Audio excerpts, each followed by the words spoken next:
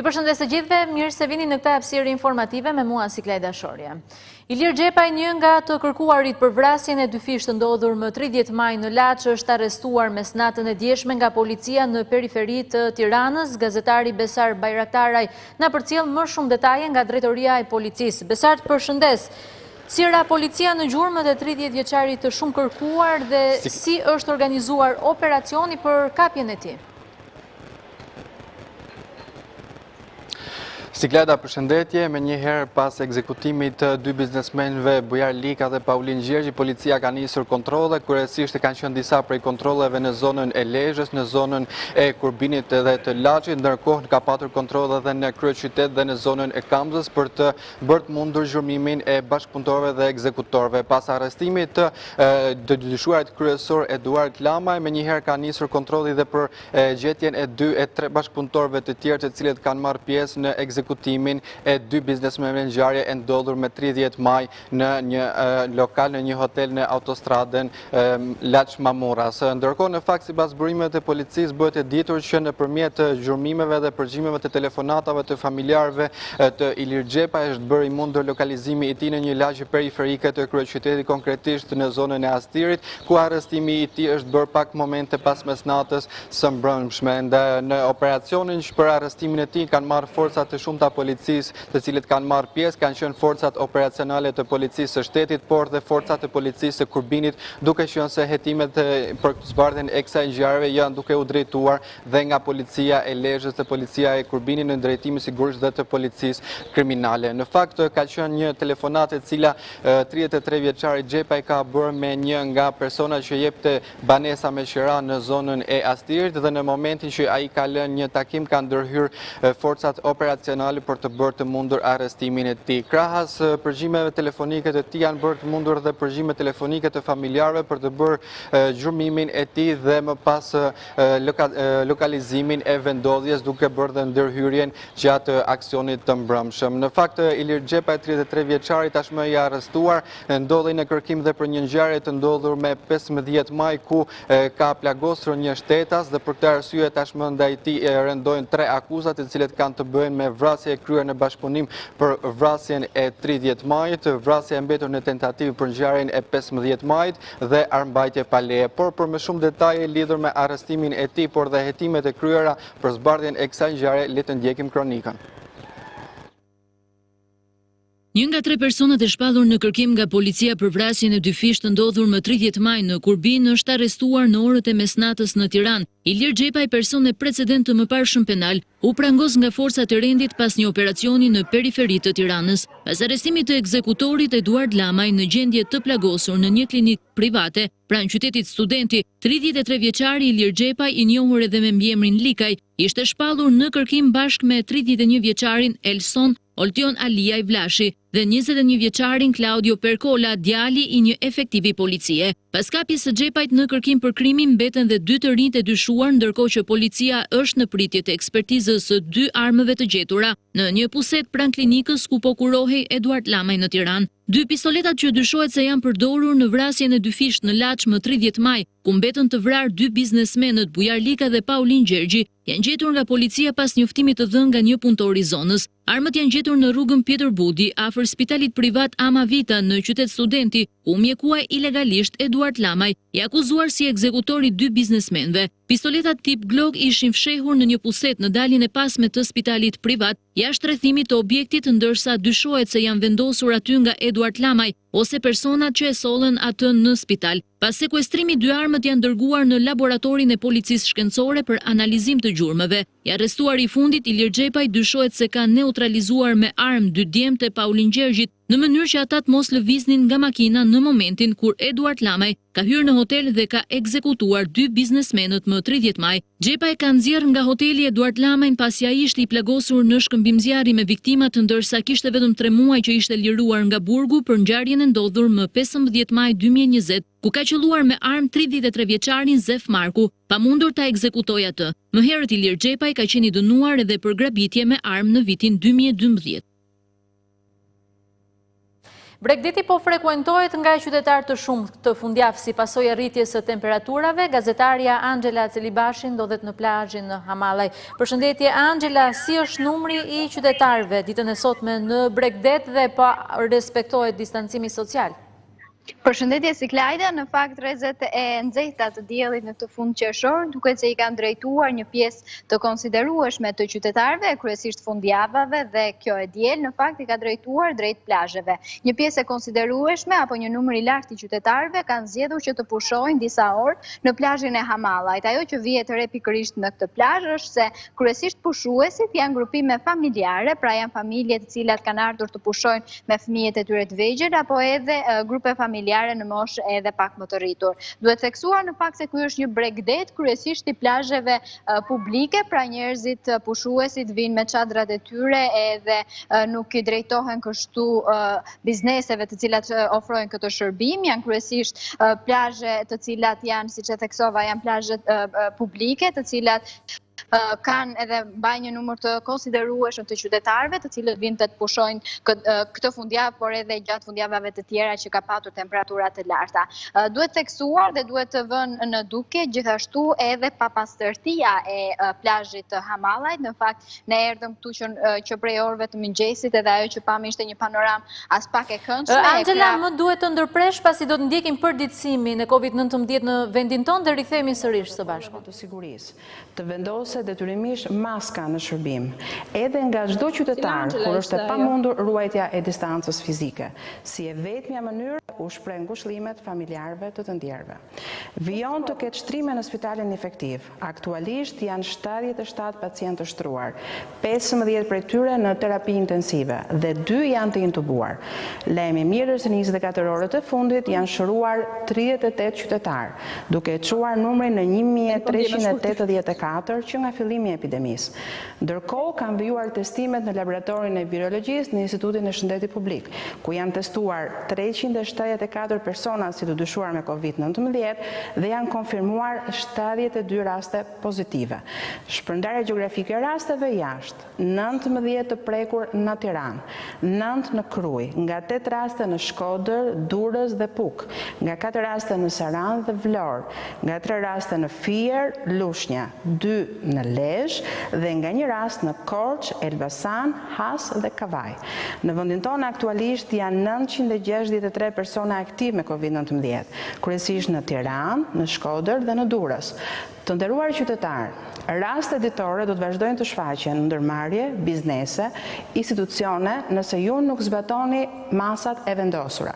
E vetmja mënyrë për të ndaluar përhapjen e infeksionit është duke ruajtur distancën fizike, duke vendosur maskën kur ju nuk mund të ruani këtë distancë, duke ruajtur higjienën personale, biznese dhe institucione duke respektuar protokollet e përcaktuara.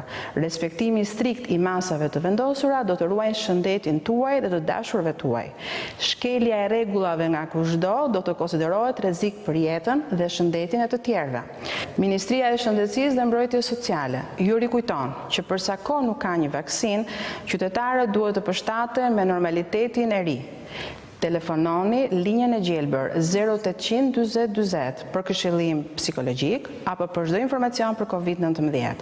Nëse ju keni shenja të sëmundjes, telefononi numrin e urgjencës 127 ose mjekun e familjes. Ju faleminderit. Ishte ky përditësimi I COVID-19 në vendin tonë, ku për gjatë 24 orëve të fundit janë shënuar 72 raste pozitive me COVID-19, ndërkohë janë shëruar 38 persona. Shkojmë sërish me gazetarin Angela Celibashi. Angela, atëherë ishe duke raportuar. Siç po e thosha, në fakt pavarësisht se sezoni I plazhit edhe ka filluar edhe turistët vendas janë të shumë në fakt që pushojnë në Bregdetin shqiptar, duhet thënë se të paktën në plazhin ku ndodhem aktualisht në Hamallaj nuk është pastruar Bregdeti edhe si të thuash nuk është bërë akoma gati për të pritur pushuesit, pavarësisht se duket se I është rikthyer normalitetit sa I përket sezonit turistik.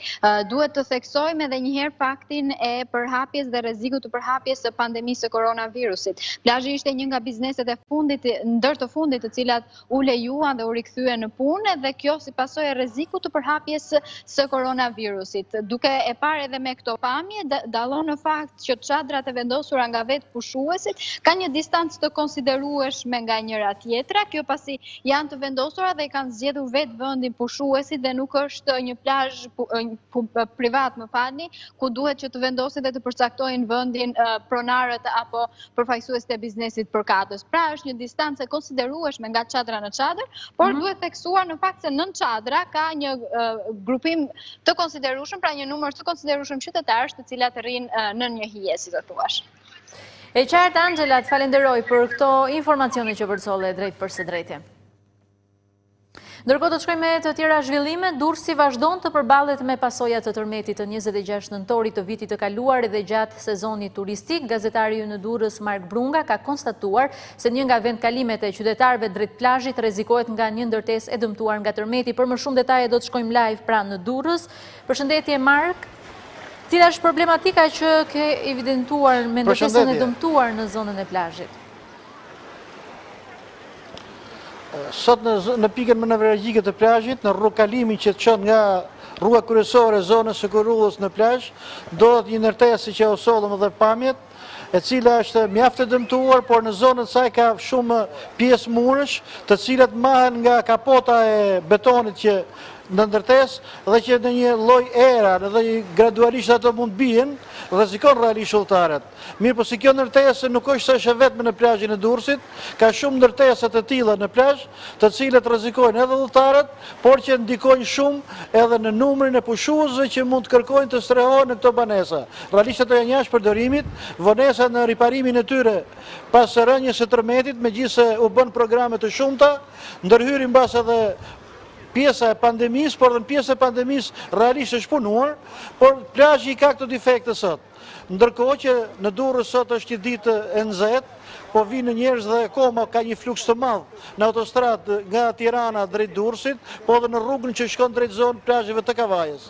Plazhi i Durrësit tashmë në det njerëzit kanë hyrë, mund të jenë rreth 2000-2500 njerëz që kanë preferuar dhe kanë futur në det dhe plazhin e të gjithë hapësirën e tij është në darë. Janë rreth 65 plazhe publike, të cilat janë njërisi për këtë vit për shkak të pandemisë, por edhe për shkak të mos dhënies leje nga shteti për të mbushur me bizneset e ndryshme, nuk kanë aplikuar ose dhe nuk kanë aplikuar. Për shkak se ka dhe biznese që nuk kanë hapur fare sot në plazh, pasi siç është problemi i pallatit të dëmtuar, edhe në Rër është një biznes në det, por që është i dëmtuar dhe nuk është ndihmuar për të riparuar nga problemet e tërmetit. Banorët që i intervistuam në Rër shpreh kënaqësinë për këtë lloj plazhi që janë lejuar dhe thanë që ne jemi shtresat të varfra dhe nuk i përballojmë 5 deri në 10.000 lekë sa kërkohet dhe është mirë që Durrësi të ketë plazhe të tilla për të gjitha shtresat e popullsisë. Ndërkohë për Durrës kanë ardhur banor nga Tirana, kanë ardhur nga Kosova, tiranësit thanë që e kemi dha afër Durrësin, ndërsa kosovarët thanë që kemi zgjedhur Durrësin si një zonë mikpritëse, një plazh shumë të mirë, të cilat i plotson shumë kërkesa që ata kanë. Sa i përket pushuesve, Mark, si është këtë fundjavë pra fluksi i tyre, a respektohet distancimi social? Fluksi i tyre është i mesatar, nuk është e fluksi ndoshta pritet nga temperaturat e larta të mëngjesit, por distancimi social po mahet me sa po shohim, sepse edhe aty në çadër janë grupime familjare, por që kanë distancë saktuar, ndërsa në plazhet publike distancimi social është tej mase më i kontrolluar nga sa po shohim, edhe në det njerëzit po kështu kanë distancë realisht. Tash frika dhe ngritja e numrit të madh të sëmurëve kohët e fundit kanë rritur edhe një farë ndërgjegjësimi të popullsisë për rrezikun e fshehtë që po ju sjell koronavirusi në plazhe dhe në çdo lloj ambientit. Dhe me sa shohim Durrësi është pak më ndryshe. Edhe shifrat e të sëmurëve në Durrës kanë qenë më të sakta. Vlen për të thënë që Durrësi si plazh është një plazh shumë i madh, do të ketë edhe më shumë njerëz të ardhur, por deri tani mungon në pikat e vërejtimit të pikat vërejtuese në det që mund të rrezikohen pushuesit. Për shkak se ka vërejtimi, por nuk ka vëzhgues në to, nuk ka mjete. Okej. Dhe falenderoj për këto zhvillime që përcollen, ndërkohë ne do të vijojmë me të tjera zhvillime, 4 raste të tjera me koronavirus janë konfirmuar së fundi në Sarand. Të 4 personat infektuar janë kontakte të afërta të rastit konfirmuar pozitiv ditën e njëjtë. Një nga personat që ka rezultuar pozitiv ditën e njëjtë është zyrtari i klubit të futbollit Butrinti. Gazetaria Angela Lushkaj na përcjell më shumë detaje nga Saranda. Përshëndetje Angela, cilat janë të dhënat e fundit në lidhje me përhapjen e koronavirusit në qytetin e Sarandës? Si Klajdat, përshëndes. E vërtet, në fakt, 24 orët e fundit kemi pasur 4 raste të reja të konfirmuara pozitive me COVID-19. Bëhet fjalë për kontakte të afërta me rastin e ditës së enjte një zyrtar të klubit të futbollit të Butrintit. Janë 2 prindrit e tij dhe 2 miqtë e tij, ata të cilët kanë rezultuar një natë më parë pozitiv me COVID-19. Për shkak të punës dhe kontakteve të shumta, DVSHP Sarand vazhdon ende të zhurmojë kontakte të mundshme të tij. Janë marrë tampon sot, do të merren tampon të tjerë edhe ditën e nesme për të parë nëse do të kemi ose jo raste të reja të shtuara pozitive me COVID-19. Ndërkohë nga ana tjetër në Delvin gjithçka ka stopuar pas 11 rastesh brenda 2 ditësh. Prej 2 ditësh nuk kemi më tani asnjë rast tjetër të konfirmuar pozitiv. Ditën e sotme priten 22 tampon të tjera, nëse përgjigjet tyre do të dalin pozitive, bëhet fjalë për një vatër të re, ndërsa nëse do të jenë negative, cikli i infeksionit atje do të mbyllet pasi kontaktet ishin vetëm familjar. Në një situatë të tillë është e pamundur të kontrollohet përhapja e COVID-19 duke patur parasysh edhe turizmin në Sarandë. Këtë fundjavë kemi pasur turistë nga qytetet ndryshme të Shqipërisë, por edhe turistë gjerman dhe shtetas kosovar, çfarë bën të pamundur në një farë mënyrë që të kontrollohet përhapja e virusit duke pasur një numër të lartë personash. E qartë, Angela, të falenderoj për këto zhvillime që përcolle drejt përsëritjes në këtë hapësirë informative. Ndërkohë, vjojmë me të tjera zhvillime. Syri i Kaltër është një nga destinacionet më të njohura në zonën e Sarandës dhe krejt jugun e Shqipërisë, por edhe këtë vit shqetësimi kryesor i vizitorëve është rruga. Ura me një kalim bëhet shpesh shkak për aksidente, ndërsa gropat në aksin e pashtruar dëmtojnë automjetet. Pluhuri që krijohet është një tjetër shqetësim për pushuesit vendas dhe të huaj. Syri i Kaltër është nga destinacionet më të vizituara në jug të vendit, por për të gjithë ata të cilët kanë dëshirë të vizitojnë burimin e Syrit të Kaltër, duhet fillimisht të kalojnë përmes kësaj rruge. Syri i Kaltër i cilësuar si monument natyre që mirëpret rreth 1000 turistë çdo ditë gjatë sezonit turistik mbetet pa një investim serioz në infrastrukturën rrugore, gjë që e bën shumë të vështirë udhëtimin drejt 18 burimeve të kristalta të malit të gjerë. Kisha ndër shpresë që të ardhmen kur të vi, ta gjej këtë rrugë të ndërtuar. Jo të investoj vetëm Saron, po edhe këtë pjesë të investoj. Pluhuri, gropat dhe balta që vit pas viti bëhen dhe më shqetësuese kanë shtuar jo vetëm vështirësinë dhe minutazhin që duhet për të mbërritur nga rruga kryesore deri në Syrin e Kaltër. Për të mbërritur deri këtu për shkak të rrugës na u deshën plot 15 minuta, ndërsa për turistët e parë gjerman, të cilët mbeten të impresionuar nga Syri i Kaltër, e kanë ndier problemin e rrugës. Nuk ishte e rrezikshme, por na u deshte ecni me shumë kujdes sepse kishte shumë gropa dhe probleme të tjera. Mund të jetë më mirë, por në fund ja vlen, sepse ky vend është shumë i bukur. Padyshim që keni kohë ta përmirësoni rrugën dhe mund ta përmirësoni atë. Është i mrekullueshëm, por ende nuk e kam parë të plotë. Duhet të ngjiten pak më lart që ta shoh se sipërmi, por rruga për të ardhur këtu është e mrekullueshme. Natyra është fantastike. Jam vërtet i impresionuar. Edhe pse duhet marrësh parasysh dëmtimin e mundshëm të automjetit apo rrezikun e rrugës, e cila në segmentin e Urës është një kalimshme duke u bërë shpeshherë burim aksidentesh, sërish mrekullitë e natyrës joshin turistët e huaj. Syri i Kaltër, vendi më i bukur që kam parë. Kam dëgjuar në shtetet e tjera për këtë vend. Unë jam nga Berlini, erdha prej Italisë, ku edhe dëgjova për Syrin e Kaltër. Pas paralizimit të industrisë së turizmit për shkak të pandemisë së COVID-19, Syrit të Kaltër kanë filluar të rikthehen vizitorët e parë, por me shqetësimin dhe ankesën e përvitshme të rrugës së amortizuar dhe të rrezikshme që për shumë vite me radhë ka mbetur pazgjidhje.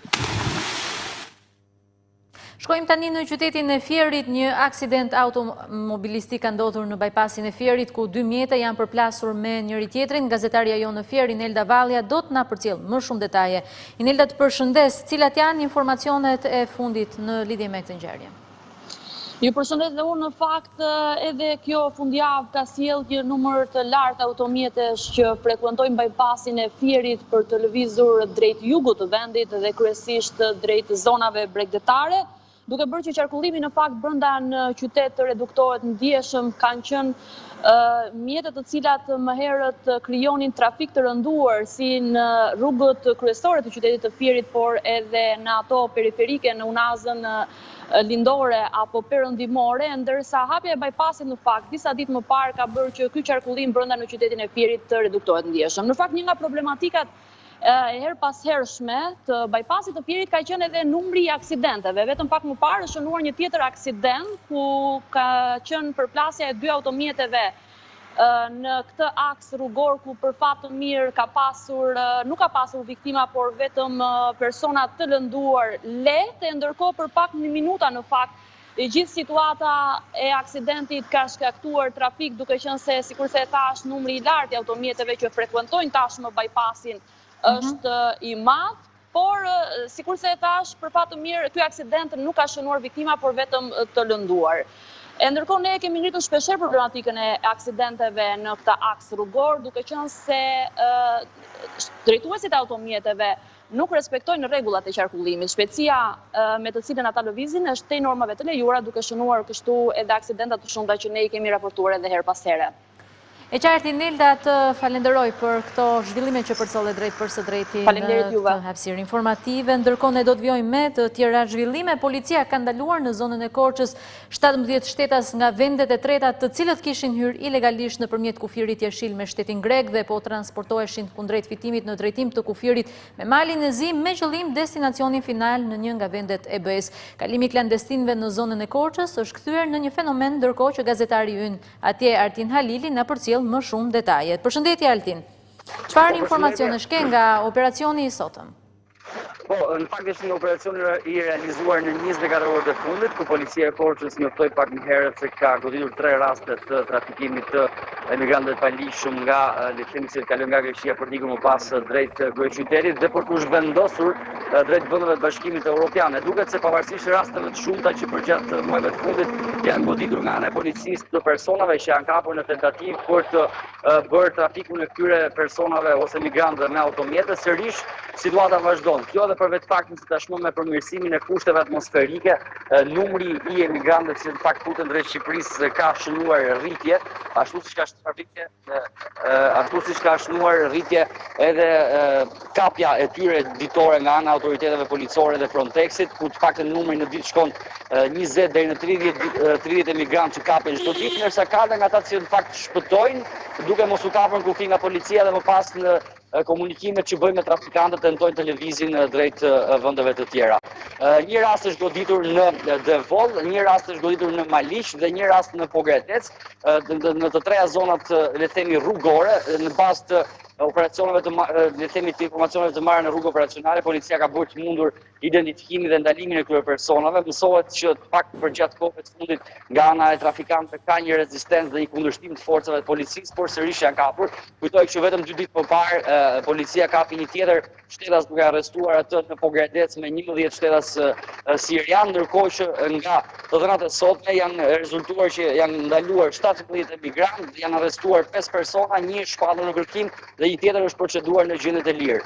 Ndërkohë, duhet kujtoj gjithashtu që vetëm 2-3 ditë më parë në Ersekës papu qendrën e parë e rehabilitimit dhe qëndrimit të emigrantëve, kryesisht atyre që janë me familje, me fëmijë dhe me gra, të cilët deri kërkojnë azil në Shqipëri dhe deri në marrjen e një përgjigje pozitive do të qëndrojnë atje, ndërkohë që shumica e tyre, në fakt pjesa dërmuese dhe mu themi rreth 90% e gjithë emigrantëve që vinë nga Siria, Afganistani apo dhe Kurd, synimin e tyre kryesore kanë të ikin drejt vendeve të Bashkimit Evropian, prandaj përdorin këto lloj rrugësh të kalimit ose të lëvizjes me automjete nga trafikantët me pagesa parash që fillojnë nga 150 euro deri në 500 euro.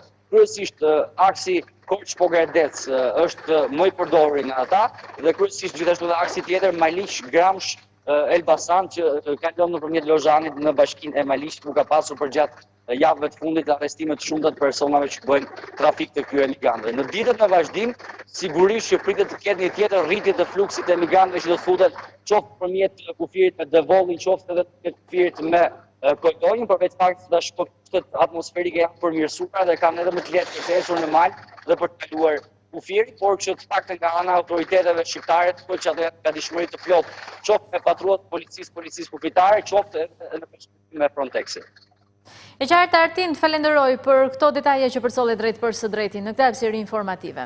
Ndërkohë, tani më do të shkojmë me të tjera zhvillime. Për momentin, shqiptarët nuk do të kenë mundësi të udhëtojnë në vendet e BE-s nëse nuk kanë një dokument qëndrimi. Vendimi u mor nga ambasadorët e vendeve antare të premten vonë. Fillimisht u vendosën kriteret për të lejuar vetëm qytetarët e atyre vendeve që kanë 16 ose më pak të infektuar me koronavirus për 100.000 banor. Nga një korriku do të lejojnë vetëm qytetarët e Malit të Zi dhe të Serbisë. Bashkimi Evropian nuk do të hap kufit e jashtëm për shtetasit e shumicës së vendeve të Ballkanit Perëndimor pas një korrikut, përveç atyre të Malit të Zi dhe Serbisë. Një listë ju bashkëngjit rekomandimit të Këshillit të BE-s, për të cilën ambasadorët e vendeve antare kanë diskutuar në Bruksel deri të premte në mbrëmje për më shumë se 6 orë. Fillimisht janë miratuar kriteret që duhet merren parasysh për të hequr kufizimet për hyrjen e shtetasve të huaj në territorin e Bashkimit Evropian. Më pas, në bazë të këtyre kritereve, është përpiluar edhe lista në të cilën janë vetëm 15 shtete. Ky vendim do të thotë se për Shqipërinë, Kosovën, Maqedoninë e Veriut dhe Bosnjë-Hercegovinën, kufizimet do të mbeten edhe pas një korrikut. 2 javë më parë, Komisioni Evropian propozoi hapjen e kufive për të gjitha vendet e rajonit Ballkanit Perëndimor, duke marrë parasysh se atëherë situata epidemiologjike e koronavirusit ishte e ngjashme apo edhe më e mirë se në vendet e Bashkimit Evropian. Por prej atëherë situata u përkeqësua dukshëm dhe janë shtuar raste të shumta të personave me koronavirus në këto shtete, po ashtu duke zbatuar parimin e reciprocitetit. Kufizimet nuk do të hiqen për Shtetet e Bashkuara të Amerikës, por do të hiqen për Kinën. Një gjë e tillë pritet të zemërojë administratën amerikane. Kriteri kryesor për heqjen e kufizimeve për hyrjen në Bashkimin Evropian. Do të zhvendosemi tani në Laknas, komuniteti është duke protestuar në lidhje me thertoret. Shumë keq. Kjo këtu është mushkëria arterja jonë, dhe pak të arterja në smojmë do të frim. Çdo gjelbrim sot në të gjithë qytetin e Tiranës po zgjerohet. Po punohet në nota një qytetar një pemë. Po kontribuojnë ambasadorët e Komitetit Evropian të mirë pemë. Ne e kemi dhe ta shkatrojmë. Kur u fut lana këtu, që kthyen Tiranën, në u fut. Ky pyll nuk ka qenë në këtë gjendje që është. Ne mlodhem këtu, ishin drujt e vjetër. I prejmë ata drujt e vjetër, kanë dalë 3 dhe i kina vendos që ne t'i mirëmajmë. Kjo është mushkëria e ajrit tonë. Ne mosha 3 nuk kemi ku shkojmë mo. Fëmijët nuk kanë ku shkojnë mo. S'kina ku shkojmë. As ne i kanë lëdrës me shku me bo. As ne pensionistës s'kemi ku dalim, t'i kapim ta. Të shi është do një leje ndërtimi. Unë shikoj që edhe gjykata me të drejtë e ka rikthyer çështjen sepse leja ndërtimit që është dhënë nuk ka në logjikën dhe arsyen. Se t'japsh një leje ndërtimi ka kritere. Dhe këto kritere duhet të shifen nga ekspertët ligjor. Unë përshëndes vendimin e gjykatës, apelit që ka dhënë të drejtën banorëve, dhe këtu e tutje ne nuk duhet kapim kazmat dhe lopatat mo. Sepse kemi një shtet ligjor, kemi institucionet, kemi gjykatat, kemi gjyqtarë të mirëfill, po i bëjthiri mos nisëm nga interesi i lekut, nisëm nga interesi i qytetarit, sepse qytetari është ai që sot ne do të investojmë për të mirët e tij. Faleminderit. Kemi edhe një tjetër përfaqësuese e cila do të flasi në lidhje me çështjen. Kemi një problem të madh. Në radhë të parë nga ujë që ne kemi që jemi me pus, nuk kemi ujë nga shteti, puset janë të gjitha të ndotura. Duhet vi një ekspert, një analist, që këtu të ta shikoj se si është çështja, nga lumi na e ndotur puset. Ajri, ne mbajmë dyert dritarit vetëm mbyllur. Mund të vini të shikoni në orën 7 darkës këtu nuk rrihet. Fëmit i marrim i çojmë larg për shëtitje për tu ajros sadopak. Është do veni ndotur me kaq, jo të vinë dhe ato që mendojnë. Plus me anë ligjore në gjyqin e parë të shkallës parë e fituam, e kanë hedhë në apel dhe atje do shkojmë, do ta fitojmë, plus në qovë se nuk do të na mbroj shteti, ne do ta mbrojmë vetë. Sepse në qovë vetë nuk do ta lejojmë, zonjë dashur, sepse fëmit o do t'i hedhim në lumë, o do ikim vetë nga shtëpia, do t'ja lorem komplet, ose ne nuk ja dalim dot më. Nuk ja dalim dot më se ajri është shumë i ndotur dhe këtu ka ekspert, ka analist për këtë punë, që shumë mirë mund vinë ta vërtetojnë, që nuk është as për çështje pasurie, nuk është as për një çështje personale, këtu është për ajrin, për ambientin e të gjithëve. Dhe këtë punë duhet ta mbrojë shteti qytetarin, jo qytetari shtetin në të kundërt. Jo, këtu nuk lejohet lodhen kokë. Unë për këte do bëj çfarë të jetë e mundur për fëmin tim. Faleminderit zonë, ndërkohë kemi edhe avokatin e çështjes, i cili e ka ndjekur që në shkallën e parë dhe tashmë do flasë se si do vijoj. Po, atëherë ne kemi ndjekur gjitha hapat ligjor. Po, kemi ndjekur gjitha hapat ligjor në lidhje me ligjshmërinë e vendimeve të dhëna për lejen e ndërtimit. Ndërkohë në shkallë të parë kemi marrë sigurimin e padis, dhe kemi gjykata ka vendosur që të pezullohen aktet administrative siç janë leja e ndërtimit, VNM-ja paraprake dhe leja zhvillimore. Ndërkohë është hedhur në apel nga pala dhe ne besojmë se do ta fitojmë edhe në apel. Siç e shikoni, Bashkia e Kamës ka regjistruar zallishte një sipërfaqe pylli. Largësia nga lumi nuk i plotson kushtet ligjore që t'jepet një leje ndërtimi dhe ne shpresojmë që ta fitojmë në apel dhe Ka pasur kërcënime? Jo, nuk kemi pasur kërcënime. Nuk keni pasur. Jo. Okej, faleminderit. Unë jam i kënaqur që jam sot në këtë takim. Kemi qenë në shumë takime, po rasti sot më është i veçantë. Shpesh jemi mbledhur dhe kemi bërtitur pse u pre filan pyll. Ndërsa këtu sot jemi në pyll pa prerë dhe jemi mbledhur që ta ruajmë këtë pyll. Dhe kjo është vlerë jashtëzakonisht e madhe dhe mendoj që nga gjithë banorët këtu të bëjnë një duartërkitje për këtë dashuri që kanë njerëzit për pyllin.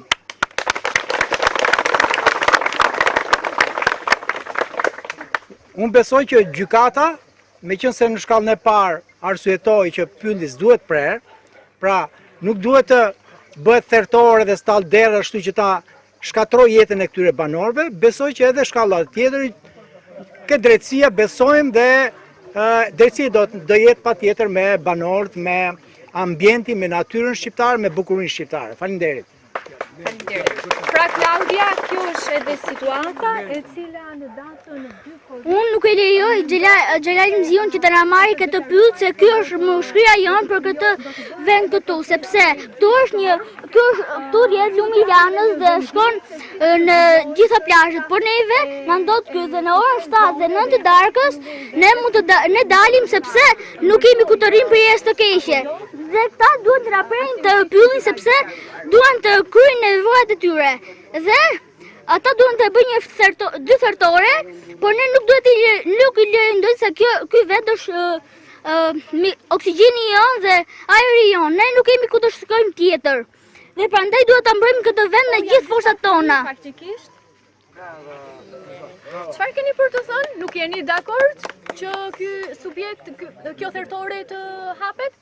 Jo, nuk jam dakord, ne duam paqe dhe jemi gjithë këto fëmijë këtu në lagje që duam paqe të luajmë dhe duam ajër të pastër, oksigjen të pastër.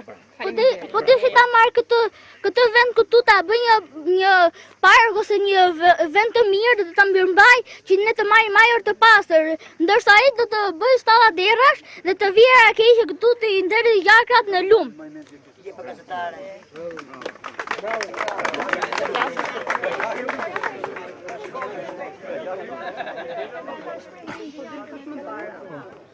Ndërkohë kemi edhe zotin Sazan Buti, i cili ka për të thënë argumentet e tij në lidhje me çështjen.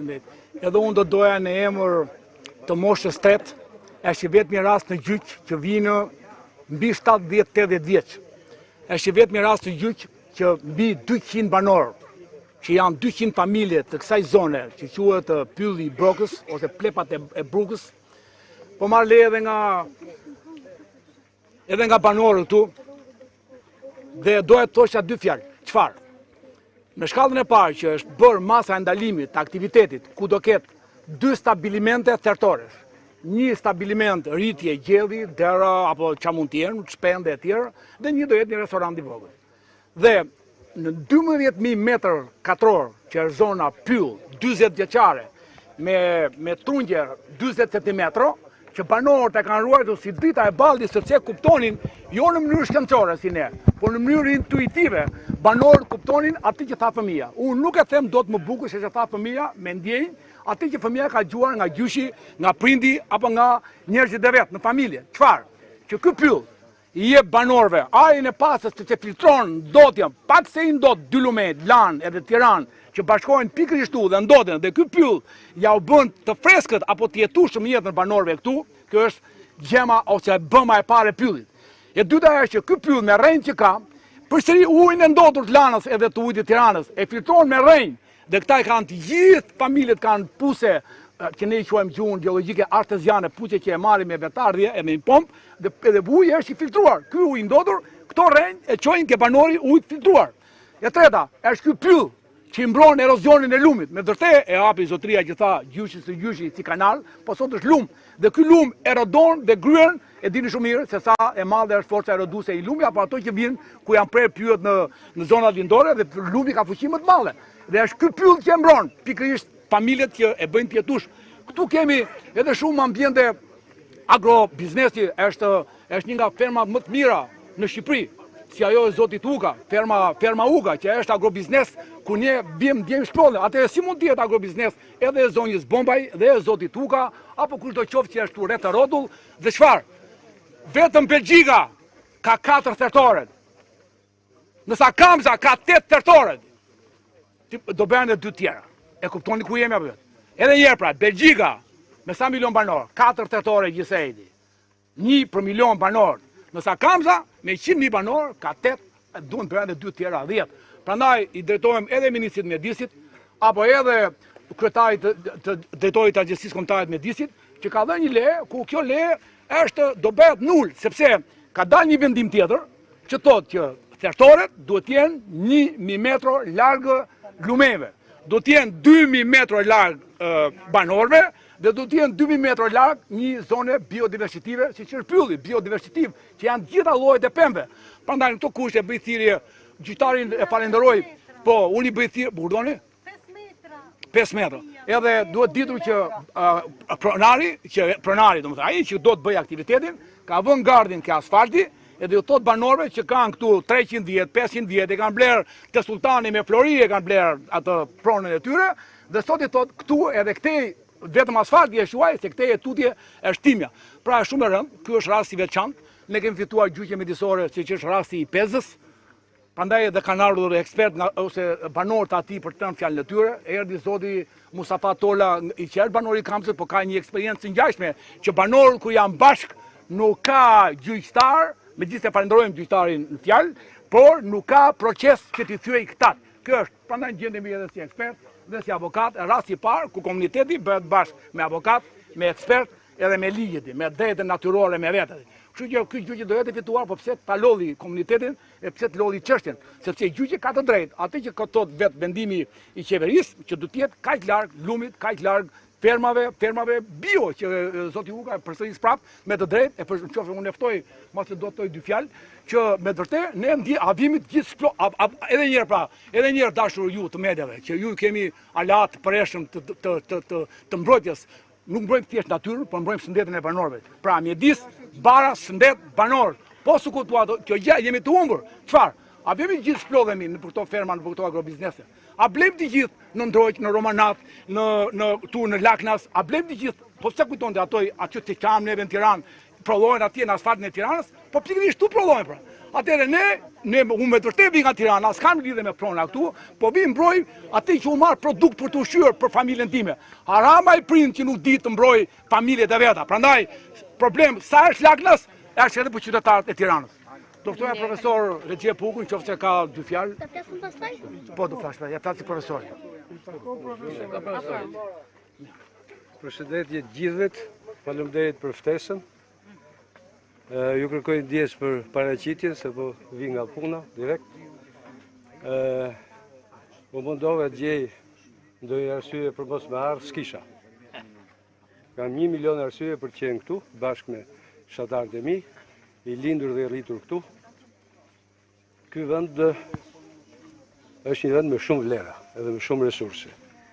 Tu ka familje në të vërtet fisnike, vendese, që gjithë jetën kanë qenë pranë burimit, pranë pasurisë dhe nuk i kanë gëzuar siç e kanë merituar. E tha parafolësi im, këtu ka ndodhur dy ngjarje shumë të mëdha vitet shkuara, që vinin nga monizmi. Ishte sistemi që kishte një filozofi, fare të thjesht, unë flas, ju dëgjoni, unë ju them, ju do bëni. Dhe nuk pyetesh komuniteti se nuk donte dinte për prosperitetin, për mirëqenien e tyre, por mendoni se duke qenë se ata ishin mirë janë dhe këta poshtë. Kush ishin këto dy gjëma? Unë jam rritur këtu. E para ka qenë Lana, që u përmend këtu. Me të vërtet ka qenë një katastrofë. Bashkëkohësit e mi dhe ata që janë përpara meje, po jo ata që banojnë këtu. Ne që ishim pak më larkë, thoshim, ne kishim Amazonën e Laknësit. Kjo ishte, do me thënë, ziheshim dhe ndronim pelgjit për t'u larë, deri në vitin 1968. Dhe çdo pelg këtu ka një emër. Bile, ka dhe disa emra shumë çuditshëm që s'po i përmend i din këta. Po kjo ka qenë një zonë, do me thënë, egzotike me plot kuptimin e fjalës, me super vlera.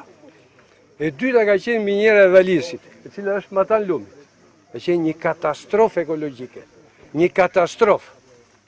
Po ta mbani mend mirë, se shumë kush prej jush, duke përfshirë edhe baban tim, kanë punuar në atë minjerë, dhe ajo minjerë vetëm që mirë s'kishte. Kishte një linjit me përqindjen më të ulët të kalorifike. Dhe sot ajo tokë është e gjitha me gropa, qofshin ata që që kanë bërë shtëpia aty dhe është bërë, domethënë, moçal e gropa, këte besoj se e dini gjithë. Ja se çdo të thotë kur urdhri vjen nga lart dhe nuk pyetet komuniteti poshtë. Tani, ti je kaq afër një resursi dhe mos ta gëzojmë përpara ata që janë këtu, pavarësisht se janë ose s'janë të zotët për të bërë diçka, nuk jam absolutisht kundra nismës lirë. Nisma e lirë duhet i nënshtrohet ligjit. Vetëm ligji i rregullon të drejtat, sepse edhe unë, edhe gjithkush për tyre ka të drejtën e Zotit të shkoj edhe në Vlorë të ndërtoj, ama me duke respektuar ligjin deri në fund. Apo jo? Kjo është demokracia. Por ama, ne shqiptarët kemi ngatruar një gjë shumë të madhe. Ndryshimin me zhvillimin. Ndryshimi ndodh edhe në sisteme diktatoriale. Sidomos në sistemet e gjata diktatoriale janë bërë investime kolosale, zhvillime kolosale, ndryshime. Por jo zhvillime. Zhvillimi është tjetër gjë. Zhvillimi është kur shkon në kahjen që e ka perspektivën. Ëndra jonë, kemi qenë i grup çunash, kemi pas ëndra edhe atëherë, në atë kohë ishte që ky quhet lumi i Tiranës.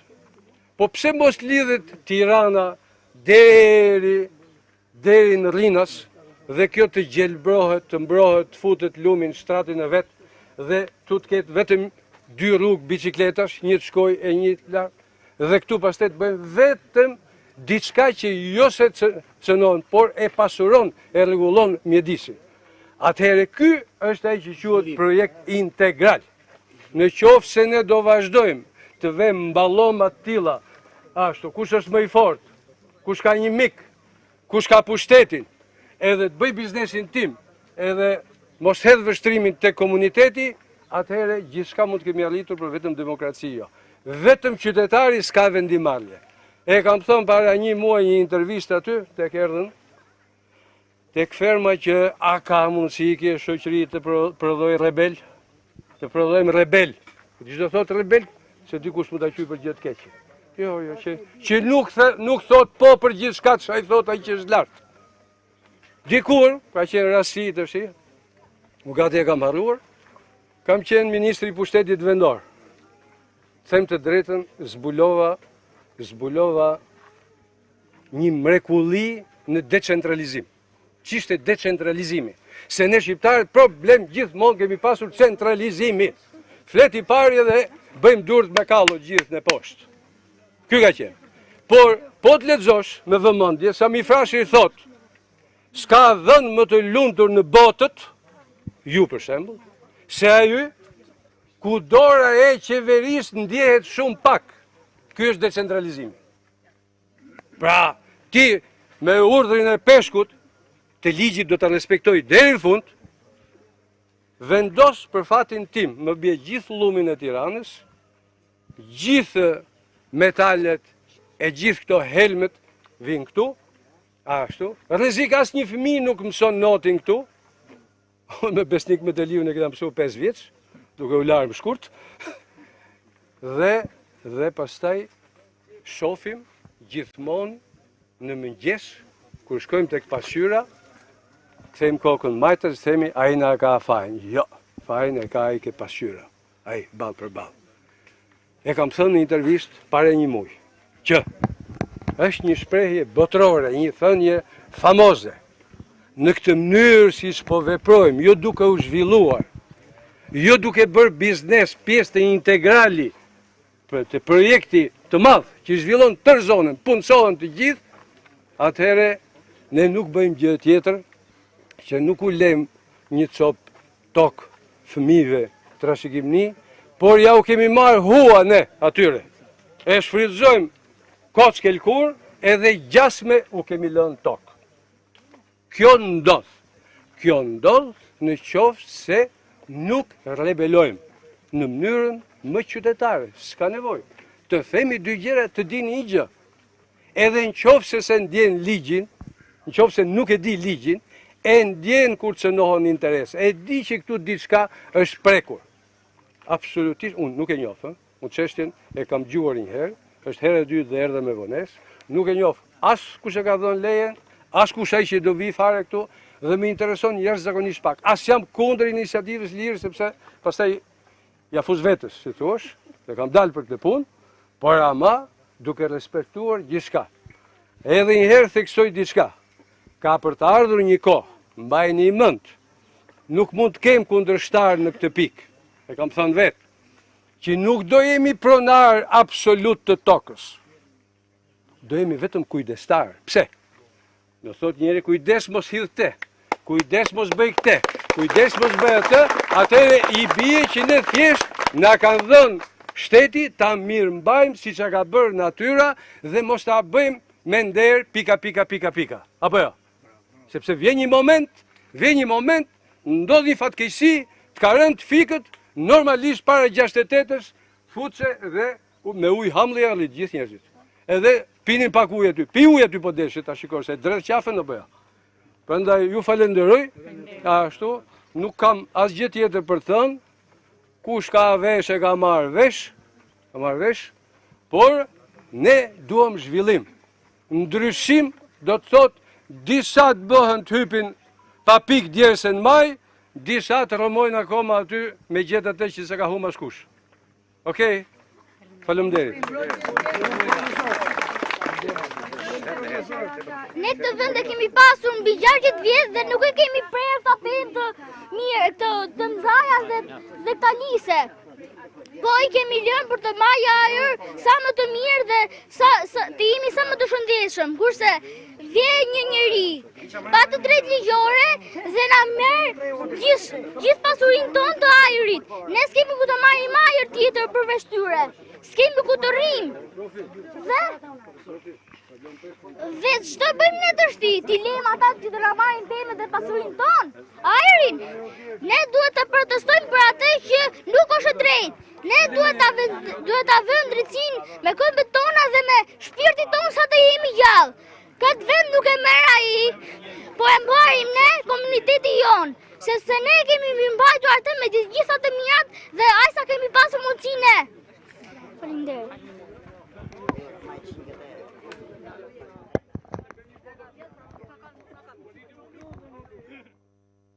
Kanë qenë pra banorët në Laksnas në një protest, të cilët nuk janë dakord për ndërtimin e thertores në vendin ku mendojnë se mund t'i shkaktoj prandotjen e ambientit duke i lënë vend ndërtimit të thertores për të hequr pyllin pra për këtë ndërtim. Mirë, këtu përfundojmë këtë hapësirë informative, unë i falenderoj për vëmendjen bashkë, mirë takofshim.